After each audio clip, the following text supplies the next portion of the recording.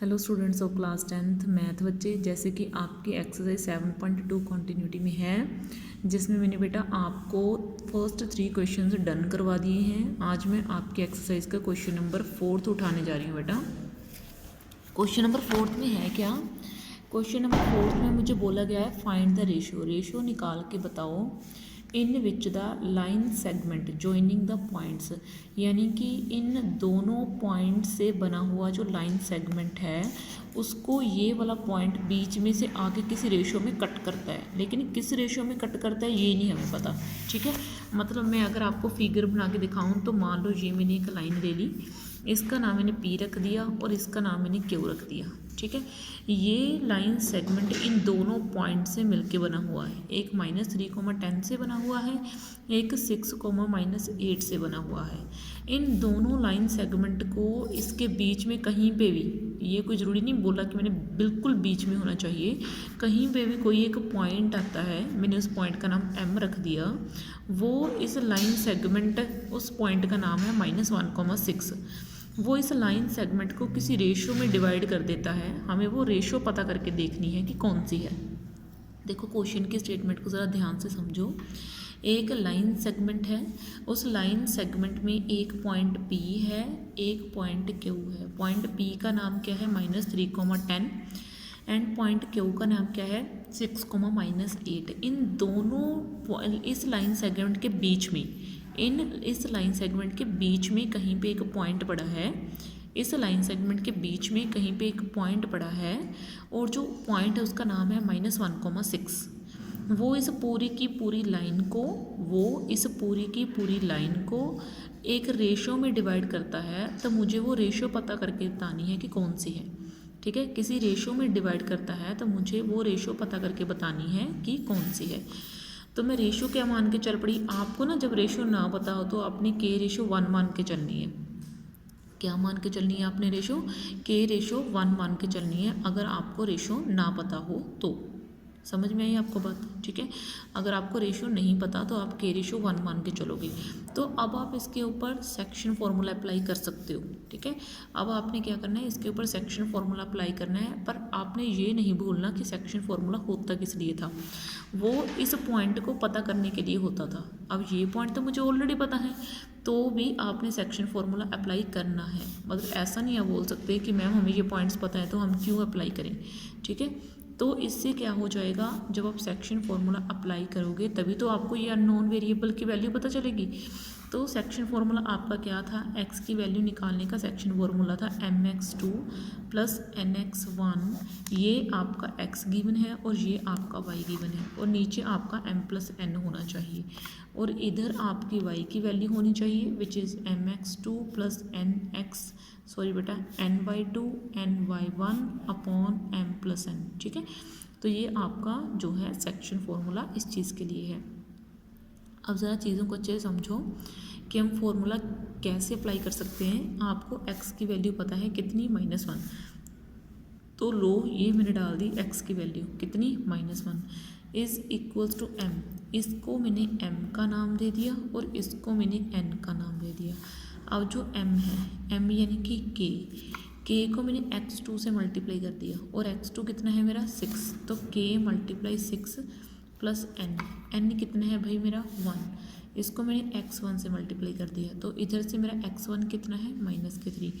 तो ये लो भाई मैंने इसको करा, और इन दोनों रेशियोज़ को आपस में ऐड कर देना जैसे कि हमें पता है। ठीक है, तो मैंने यहाँ से क्या करा। अब आप y को सॉल्व करना चाहते हो तो कर लो, अगर नहीं करना चाहते हो तो इस एक वैल्यू से भी आप रेशियो निकाल सकते हो। तो देखो मैं क्या करूँगी, मैं पहले इस वाले को इधर क्रॉस मल्टीप्लाई कर दूँगी।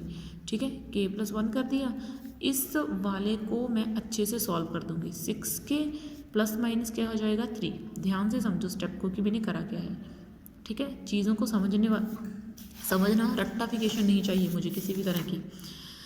तो अब देखो बेटा, चीज़ों को बस आराम से करते जाना। मैंने -1 को k से मल्टीप्लाई करा। एक आपके बच्चों की प्रॉब्लम क्या आती है कि थोड़ी सी डिफ़िकल्ट कैलकुलेशन देखी और उसमें गड़बड़ी कर दी। स्टेप बाय स्टेप आराम से चीज़ों को धीरे धीरे, थोड़े से स्टेप बढ़ जाएंगे फिर क्या हुआ, लेकिन गलत तो नहीं होगा ना। तो मैंने -1 को k से मल्टीप्लाई करा तो -k, जब मैंने प्लस के 1 को -1 से मल्टीप्लाई करा तो ये -1, ठीक है। तो इधर आपका क्या हो जाएगा 6 के -3, बस चीज़ों की गलती नहीं, ठीक है।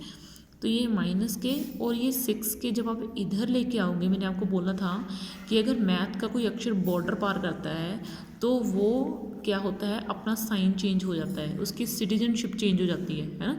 अगर वो प्लस का है तो माइनस का बन जाएगा, अगर वो माइनस का है तो प्लस का बन जाएगा, है ना। तो ये -3 इधर पड़े हैं और ये -1 ने इधर आके अपनी सिटीजनशिप चेंज कर ली, यानी कि -1 से ये +1 का बन गया। तो ये -k एंड -6k कितने हो गए, -7k, क्योंकि माइनस माइनस प्लस होते हैं भाई। तो -3 + 1 कितने हो गए, -2। अब दोनों तरफ माइनस है तो आप माइनस को तो कैंसिल कर सकते हो ना। तो k आपका कितना आ गया भाई, k आपका आ गया 2/7, ठीक है। तो आपकी रेशियो पता है कितनी आ गई, ये आपकी रेशियो हो गई, ठीक है। तो रेशियो आपकी हो गई 2:7, ये आपकी रेशियो निकल के आ गई। रेशियो ये होती है बेटा फाइनल वाली, ओके। तो ये आपकी रेशियो निकल के आ गई। मैं एक बार कैमरा घुमा रही हूँ, सारे सम को ज़रा ध्यान से देख लेना, ठीक है, ओके। Now it's fine. अब बेटा मैं आपका क्वेश्चन नेक्स्ट उठाने जा रही हूँ। अब इस नेक्स्ट क्वेश्चन में है क्या बेटा, ये आपका क्वेश्चन नंबर 6 है, ठीक है।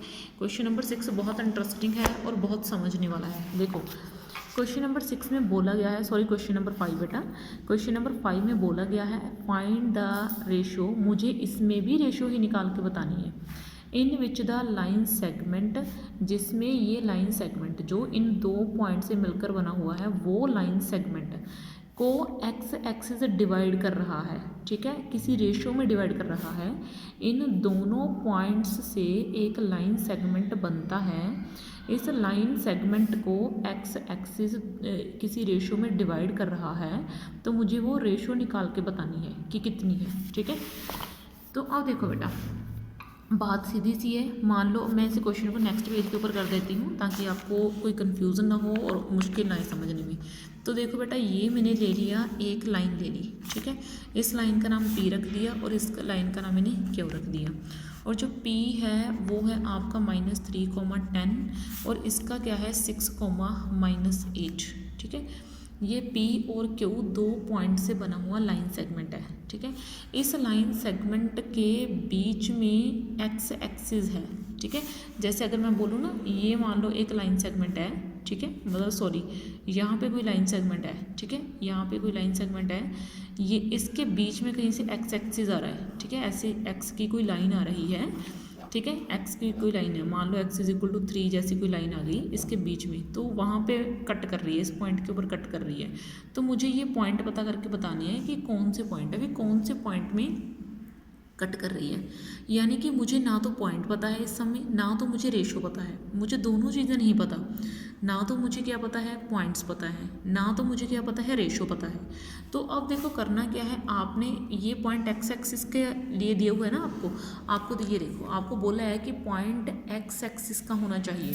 तो मैंने आपको ये चीज़ बताई हुई है कि एक्स एक्सिस के ऊपर कौन 0 होता है, वाई 0 होता है। तो वाई को तो आप 0 ही ले लोगे, एक्स को आप एक्स ही ले लोगे, वाई को आप क्या ले लोगे 0, एक्स को आप क्या ले लोगे एक्स ही ले लोगे, ठीक है। समझ में आई आपको बात। रेशो आपको पता नहीं, रेशो तो आपको जो मैंने बोली गई है कि जो आप जब आपको रेशो नहीं पता तो आपने के रेशो 1 उठानी है, ठीक है। फिर अब आप इसके ऊपर सेक्शन फॉर्मूला अप्लाई कर दो भाई। अब घबराने वाली कोई बात नहीं है कि मैम सेक्शन फॉर्मूला कैसे अप्लाई होगा, मैं आपको करके बता रही हूँ। तो x पता करने का सेक्शन फॉर्मूला क्या था, mx2 nx1 upon m plus n, and y करने का क्या था my1 plus ny1 upon this m plus n, sorry my2 plus ny1 upon m plus n। This is the section formula of the m point, ठीक है। इसको मैंने m का नाम दे दिया, इसको n का नाम दे दिया, इसको x1 का नाम दे दिया, इसको y1 का नाम दे दिया। ये तो अब तक मैंने आपको बहुत बार करवा दिया है, ठीक है। मतलब बेसिक चीज़ मैं इसलिए करवा रही हूँ ताकि आप कहीं भूल ना जाओ कि मैम जल्दी जल्दी से करवा रही हैं, ठीक है। तो देखो x तो आपका x ही है, इस पॉइंट को पता करने के लिए लगाते हैं ना हम ये फॉर्मूला, है ना। तो x को तो मैंने x ही डाल दिया। अब मेरा m कौन सा है, k है, तो मैंने ये डाल दिया। अब x2 कौन सा है भाई, इधर से ये है, मल्टीप्लाई 6 डाल दिया, ठीक है। फिर उसके बाद n चाहिए, n कौन सा है 1, तो मैंने ये निकाल दिया, मल्टीप्लाई। अब n कौन सा है भाई मेरा, सॉरी x1 कौन सा भाई मेरा -3, तो ये डाल दिया। नीचे दोनों का मुझे एडिशन चाहिए। अब चीज़ों को धीरे धीरे सॉल्व करते जाओ। 6 को k से मल्टीप्लाई करा तो 6k आ गया, 1 को -3 से मल्टीप्लाई करा तो -3 आ गया, और नीचे आपका k+1 आ गया। अब प्रॉब्लम क्या है, अब आप इसको ना सॉल्व नहीं कर सकते। क्यों नहीं कर सकते? क्योंकि आपको x भी नहीं पता और आपको k भी नहीं पता। तो अब हम करें क्या, तो अब आप y की हेल्प लोगे, दूसरे पॉइंट की हेल्प लोगे, ठीक है।